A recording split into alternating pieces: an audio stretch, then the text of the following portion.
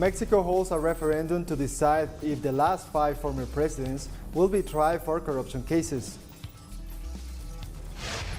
In Peru, the number of injured people rises to 700 after the 6.1 earthquake registered in the Peru region. In Greece, firefighters battle to put out a forest fire in the Peloponense region that has destroyed around 20 homes and injured 8 people. Hello and welcome to TeleSUR. I'm Jose Daniel Lopez in Quito, Ecuador, and this is from the south. Mexico holds a referendum this Sunday to decide if the last 5 former presidents will be tried for corruption cases.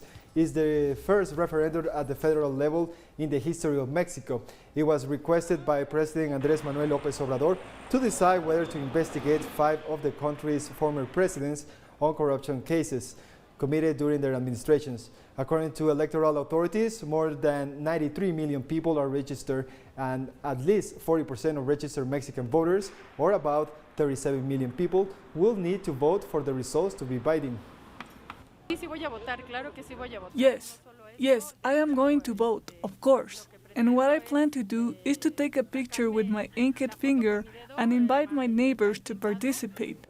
In Peru, the number of injured people rises to 700 after the 6.1 earthquake registered on Friday in the Piura region. The Geophysical Institute of Peru reports that at 8 a.m. local time, a new aftershock of 3.8 magnitude was registered in Piura in the north of the country, affecting around 400 houses in the province of Sullana.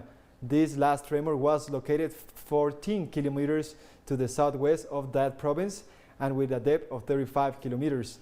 Specialists do not discard more replicas, although with less seismic intensity.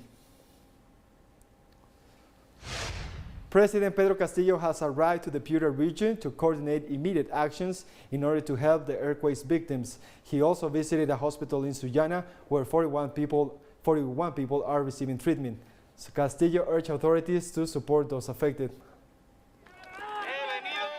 I have come to see the hospital of Sullana. The great problem of the hospitals is not only in Piura, it's in all Peru. And we're going to start. We have said in the message to the nation that health is our priority. We cannot move forward. We cannot start working if we do not prioritize health first. We will give money to the mayors. Workers at the world's biggest copper mine in Chile agreed to strike after rejecting the final contract offer proposed by multinational owners BHP. The workers are asking for a one-time bonus to recognize their work during the COVID-19 pandemic, as well as education benefits for their children. Chile is the world's top producer of copper, making up 28% of global output. Union and company leaders can initiate a final dialogue with the government mediation with 5 to 10 days.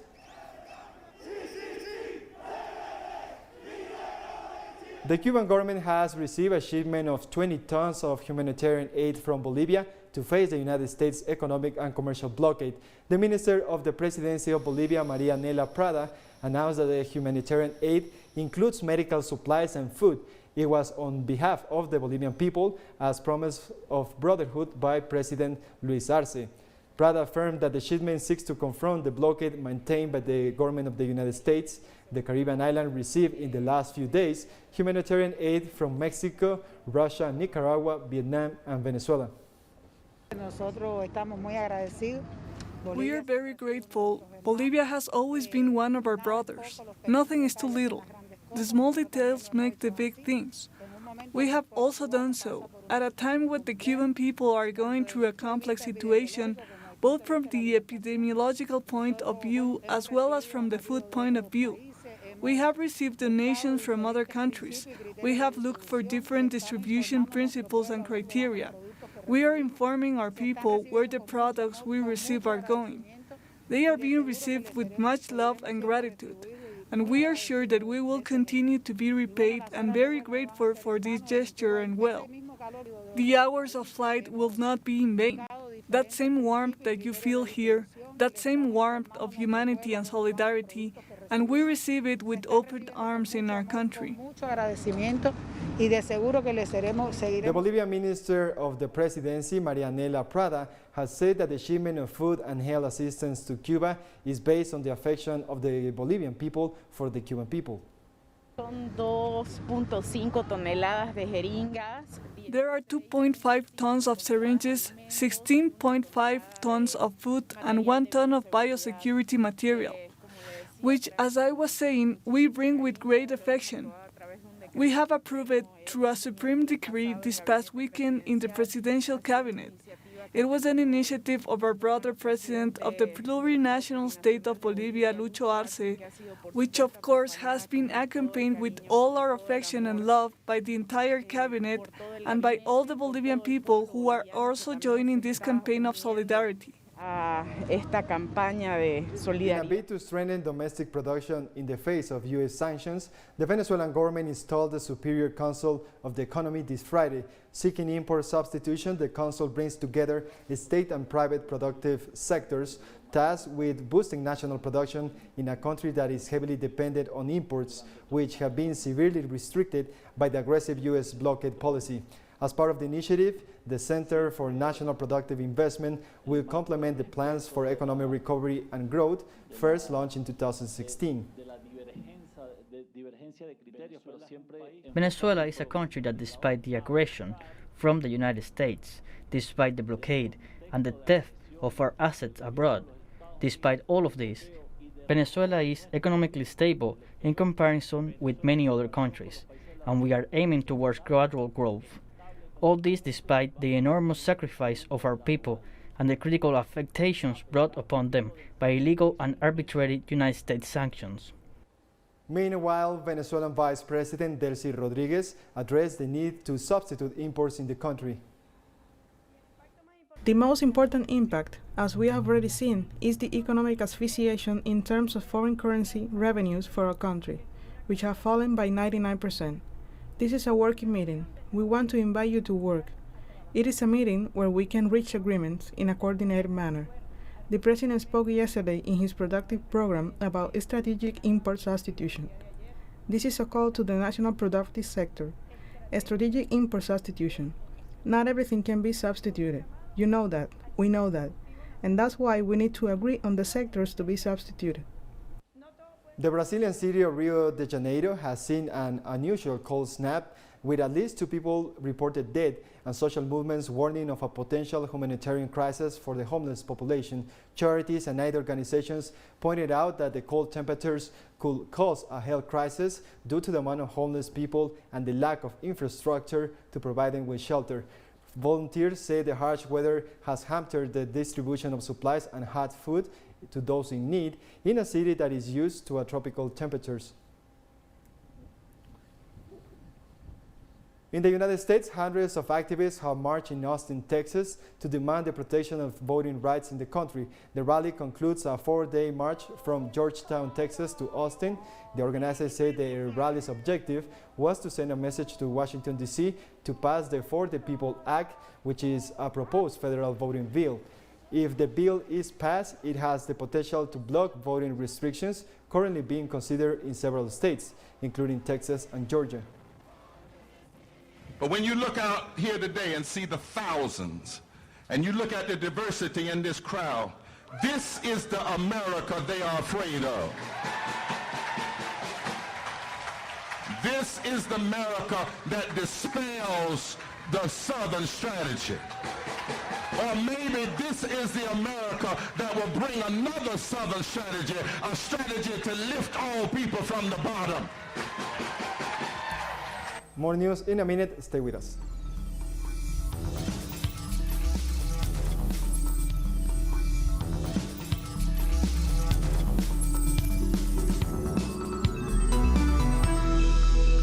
Welcome back.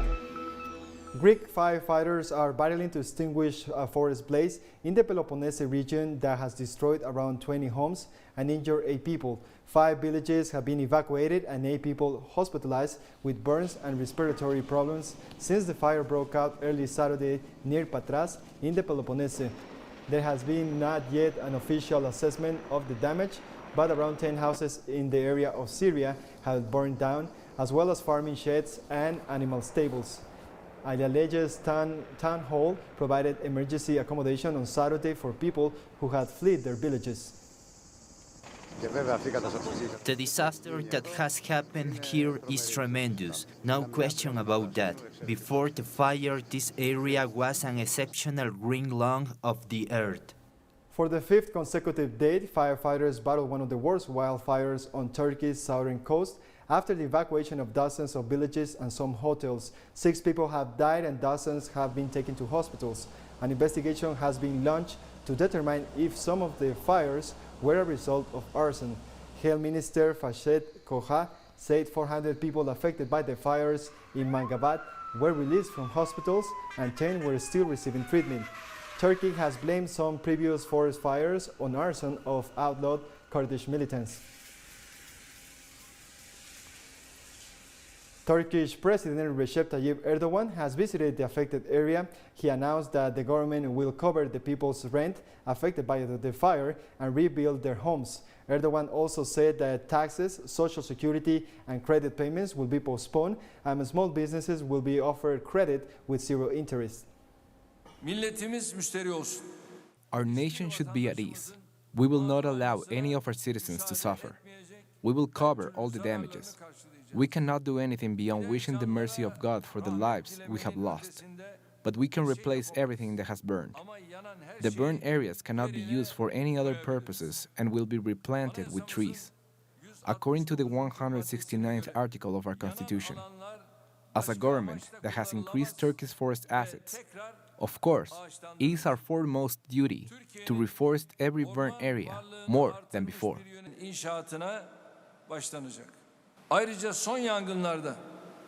In addition, we try to eliminate the weakness in our firefighting fleet, thanks to our advanced helicopters and amphibious aircraft with new technology, which were very useful in recent fires.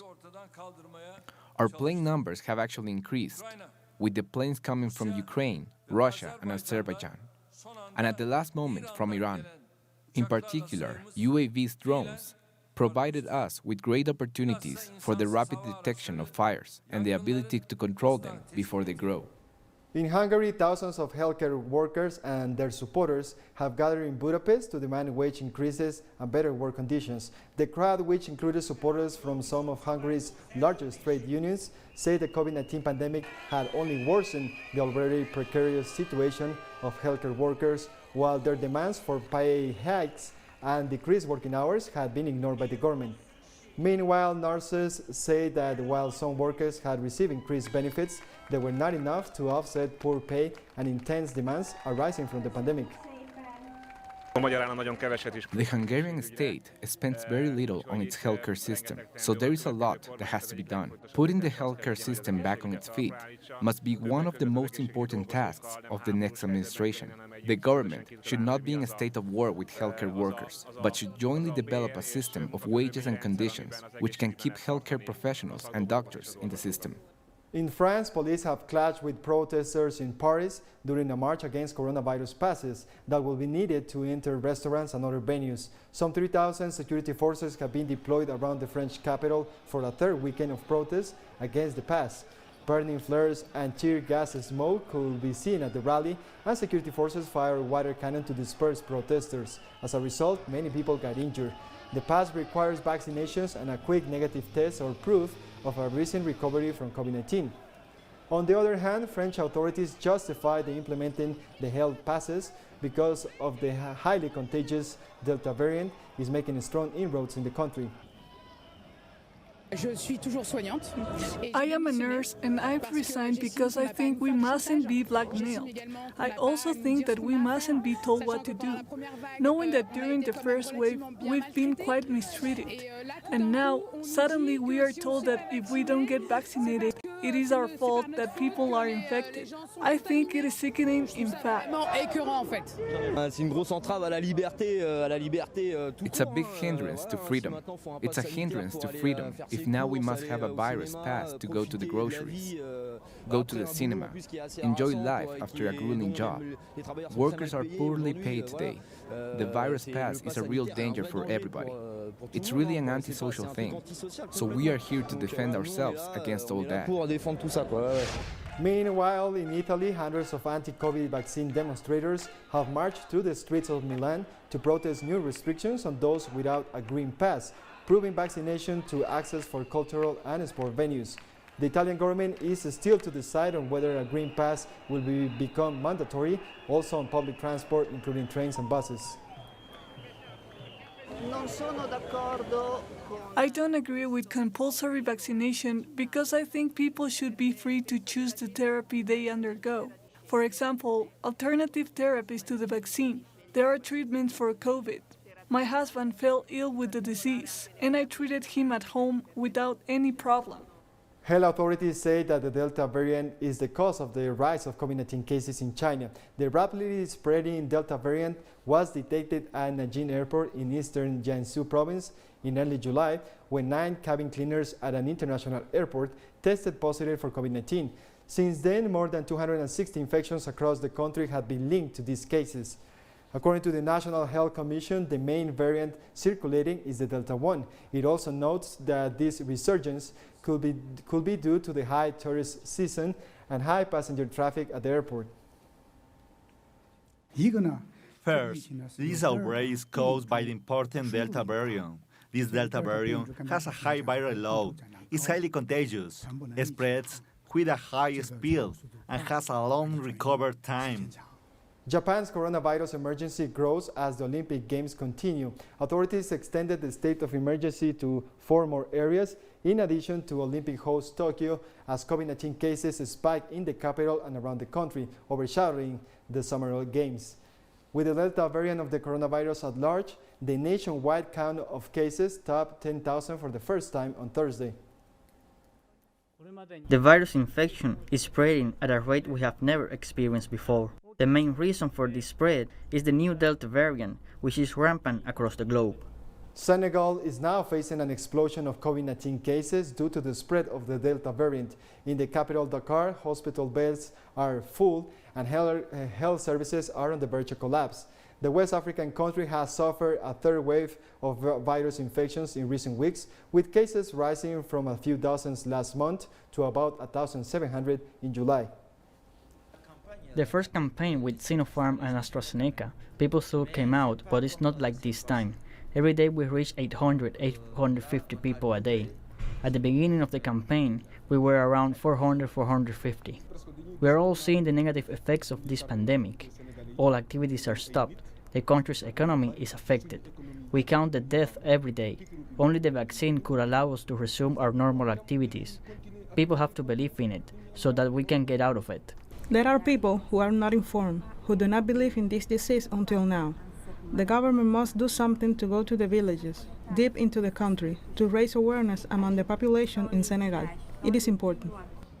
In Kyrgyzstan, the government has received about 226,000 doses of the AstraZeneca COVID-19 vaccine through the COVAX mechanism. Authorities announced that they expect the arrival of another batch of immunizers with more or less 2.3 million doses of AstraZeneca. Kyrgyzstan has a total of 161,000 infections from COVID-19 and more than 2,000 deaths from the disease, while some 400,000 people have already been immunized in the country. And we have more stories coming up after one last break, so stay tuned.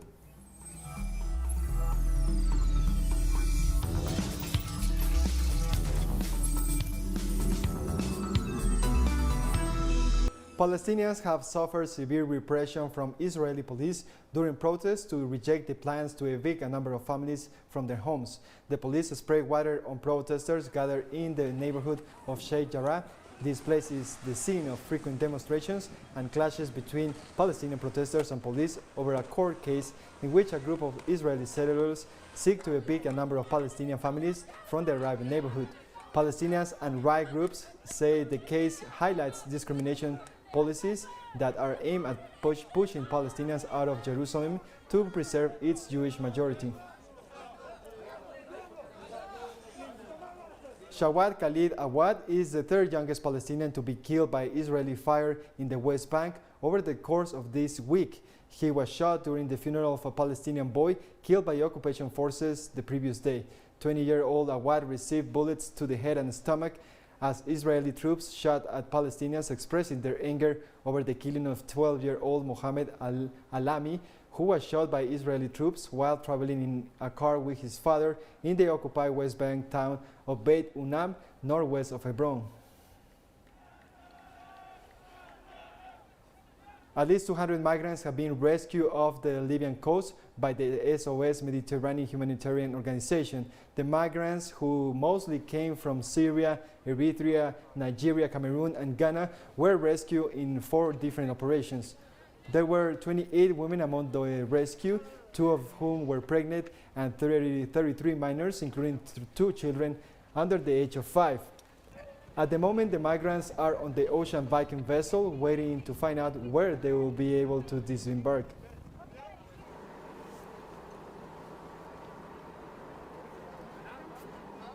Tunisian President Kais Saied has appointed a new security chief amid the political crisis in the country. Former National Security Advisor Rida Warshou Kola was named as interim interior minister in President Said's first major appointment since he froze parliament and seized executive powers early this week, amid widespread protests and an economic crisis. The move was denounced by the country's biggest party as a coup, and clashes between protesters on both sides have erupted in recent days. Over 100,000 children are expected to suffer extreme and life-threatening malnutrition in Ethiopia's Tigray region, according to a United Nations report. 6 million inhabitants of Tigray are currently prevented from receiving humanitarian aid as shipments are blocked due to the ongoing conflict. According to the UN, intimidation, harassment, and the constant crossfire prevent aid convoys from delivering nearly 7,000 cartons of ready-to-eat food from UNICEF warehouses that could make the difference between life or death for thousands of children who are extremely malnourished. In order to reverse this nutrition, health, water, food security catastrophe will require a massive scale-up of humanitarian assistance. And that means that we must be allowed to conduct our work without hindrance. That means being able to access fuel, cash, telecommunications.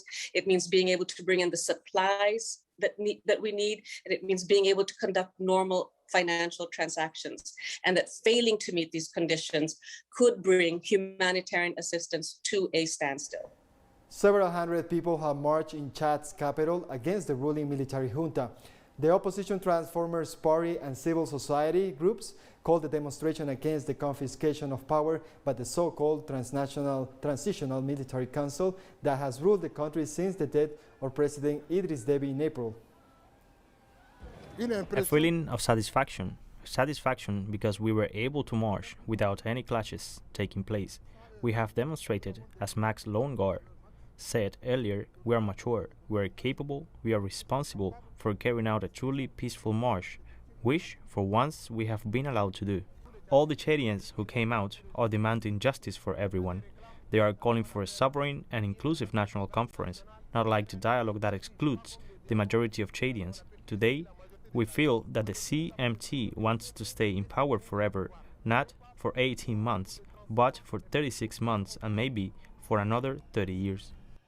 The Afghan government is seeking to drive back the Taliban advance as foreign troops leave. Air raids killed 65 members of the Taliban and wounded a dozen others, according to the Afghan Defense Ministry. The raids were conducted in Lashkar Gah, capital of Helmand province, in the south of the country region. The ministry also informed that over 200 Taliban fighters were killed recently and over 100 injured in operations conducted by the Afghan National Defense and Security Forces in several provinces of the country. After 20 years of fruitless intervention, the US and NATO are withdrawing troops from Afghanistan, and the Taliban has been making advances in retaking control of the nation. And today, Latin American women made history in the Tokyo 2020 Olympic Games after 3 athletes won gold medals for Brazil, Ecuador, and Venezuela. Yulimar Rojas of Venezuela set a world record to win the women's triple jump gold medal. Rojas broke the Olympic record of 15.39 with her first attempt in the final. The 2-time world champion won a silver medal at the 2016 Rio de Janeiro Olympics. Meanwhile, Nacy Dahomes has become the third athlete from Ecuador to win a gold medal for her country after a convincing win in the women's weightlifting, 76 kilograms. And last but not least, Rebecca Andrade won the vault final on Sunday at the Tokyo Games, bringing Brazil its first gold medal ever in women's gymnastics. And we come to the end of this news brief, but remember you can find this and many other stories in our website at telesurenglish.net. And join us on social media, Facebook, Twitter, and Instagram. For TeleSUR English, I'm Jose Daniel Lopez. Thank you for watching.